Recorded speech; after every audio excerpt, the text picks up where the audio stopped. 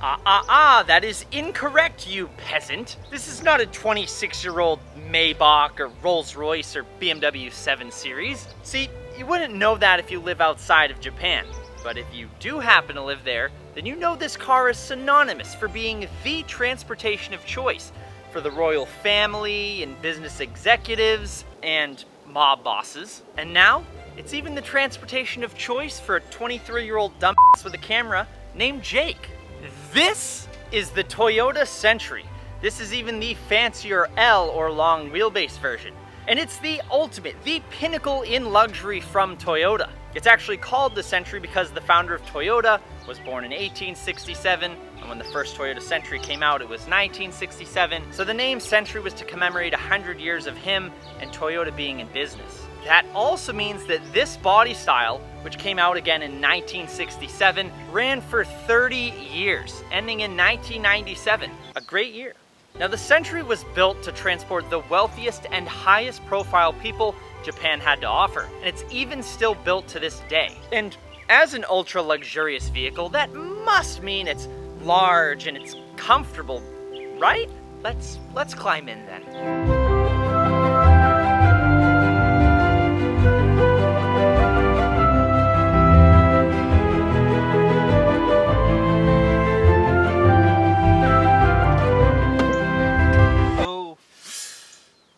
Oh dear. Oh, ow. Ah! Whew. Oh. Whew. Well, not to be disrespectful, but the people of this car's native country aren't exactly known for being long. Height-wise, of course, but I am. Height-wise, don't be weird. See, I have the seat fully back here, and I barely fit. And then I just hit my head on the pillar here. See, I can just barely fit my leg between the steering wheel and the seat. And when I go to shut the door, if I'm not careful, I'll chop my own knee off. Then again, I am completely sure that Toyota did not build the Century thinking that a 6'5" lanky figure like myself would be up here. Not up front anyway.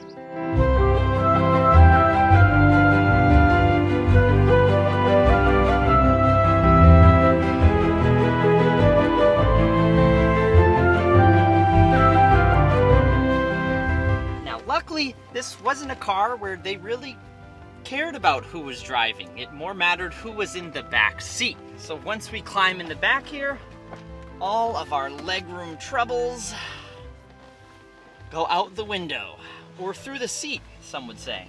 Sure, they really were thinking more of a size 3 or 4 shoe to fit through there, and not a size 14, but you know what? We made it work. And now that we're comfortable here in the back seat, ready to get chauffeured around by our personal driver, we can use some of the many amenities that are back here for us. So we could put in one of our favorite VHSs and watch it on this extra high-def Panasonic mobile video system. One of my favorite classics, Little Bear, A Kiss for Little Bear. 4 tender stories in here. Is this 4K? Oh, it's not?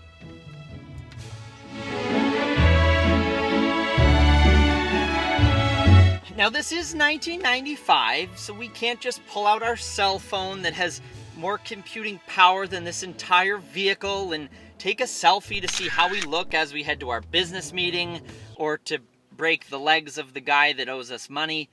And Toyota thought of that. So, up here we have this nice big mirror. Now, unfortunately for me, I am a bit of a larger person, and I can't see anything besides my face, even though this is a giant mirror. But if you were of this country's native people, you could probably, most likely, see your entire outfit in this thing.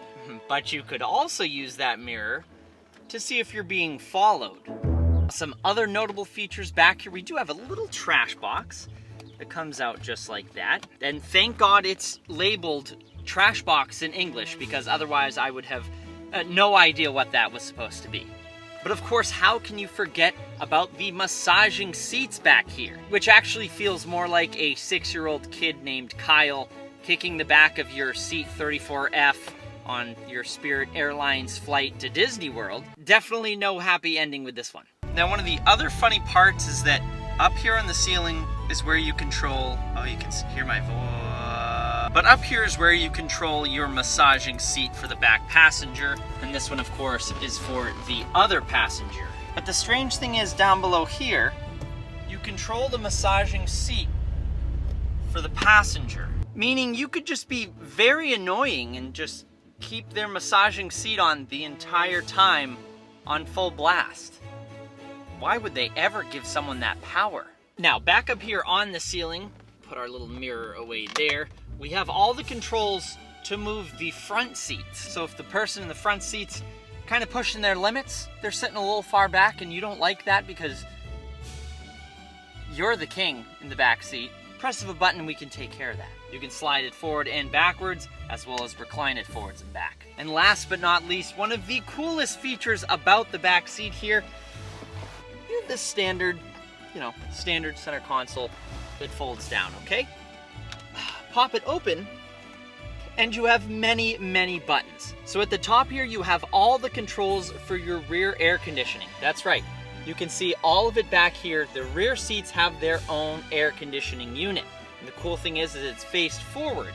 So you have the vents up there pushing this way, the vents back here pushing that way, and it makes you have nice circulating cool air in here. Or heat, of course. Moving down, you have all the radio controls. And then moving down to the bottom here, one of the absolute coolest things about this car is the cassette player / tape recorder. So if you're sitting in the back seat here with a business associate, you guys are throwing around good ideas, good business ideas, you can have it all recorded in here. Or maybe you're a mob boss, you're having a conversation back here with someone you don't like very much, maybe they did you a little dirty, wham, boom, they give a confession, pull this down, pop it open, wham, gotcha. I recorded that whole thing and you had no idea. How cool is that? Now the other buttons up here I forgot to mention, those control these lace curtains. And the strange thing is they're not exactly see-through.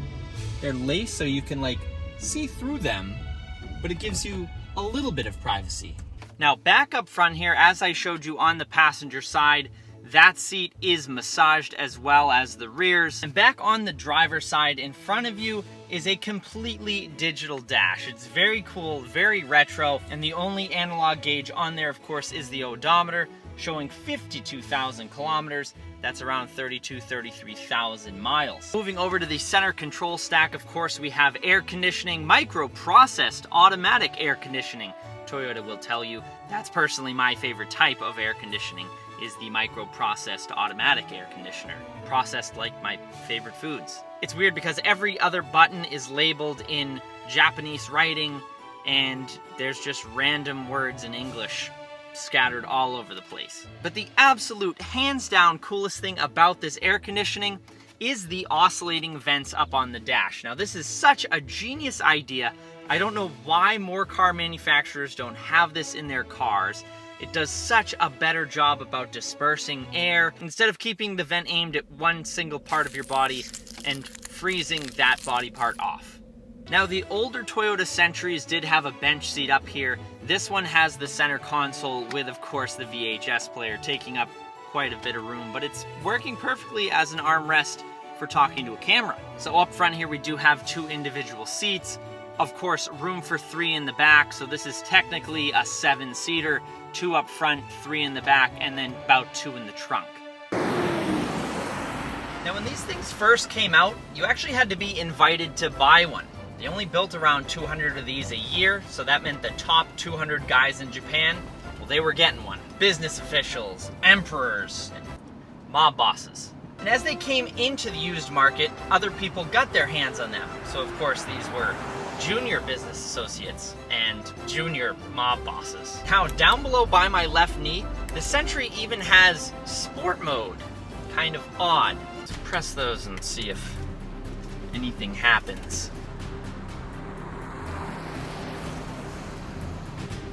Oh yeah, oh, a whole lot of nothing. As far as I'm concerned, that does nothing.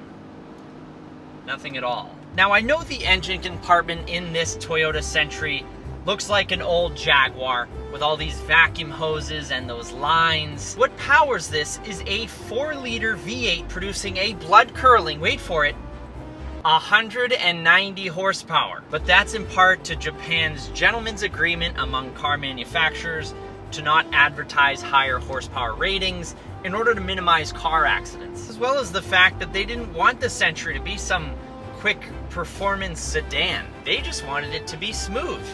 And smooth it damn well is. From inside the car, you'd have no idea that there was even an engine mounted to the chassis. So having that big heavy sedan and an engine that barely makes more than today's Ford Fiestas, well, that means the Century doesn't exactly accelerate. It merely advances down the road. It progresses. And one thing I've got to say is having the mirrors on the fenders, though it's not the prettiest thing to look at, and I'm sure that's why not a lot of car manufacturers do it now, but it's actually very nice. You get a beautiful field of view. You can see everything behind you, clear as day. I love having them there. That's actually really, really nice. Now, because this is a big, heavy sedan that's built for comfort and really nothing else, as you can assume, it does have quite a bit of body roll when you go around the corners. It's to be expected. The suspension has a lot of travel and it's very soft so that when you hit a bump, you don't disrupt whoever's in the back seat, of course. And the steering is also very loose. That's the only way to put it. It's loose. I have a good 6 inches or so of play before the actual car moves. And it's not even really the car moving, it's the body going like this. Yeah, not to complain, this is a late 90s luxury sedan.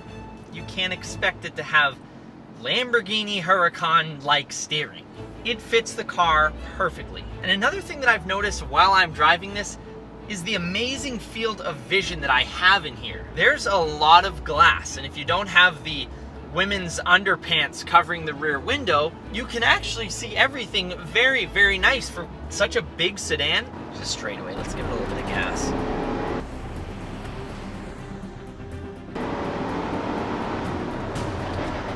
Oh yeah, that is the slowest V8 vehicle I have ever driven and probably will ever drive in my entire life. The number one thing you notice while you're driving this is just how smooth it is. I know I've said it 1,000 times in this video, but it's almost like driving an old Cadillac or an old Lincoln or something. It feels very American in here. This has been quite the unique experience. I'd like to thank my friends over at Northeast Auto Imports for allowing me to drive this 1995 Toyota Century. I'll include links down in the description below to a listing for this vehicle because it is for sale, as well as links to their website so you can check out their other amazing inventory. Be sure to hit that subscribe button and the thumbs up if you enjoyed this video, but I'll see you guys next time. Happy motoring.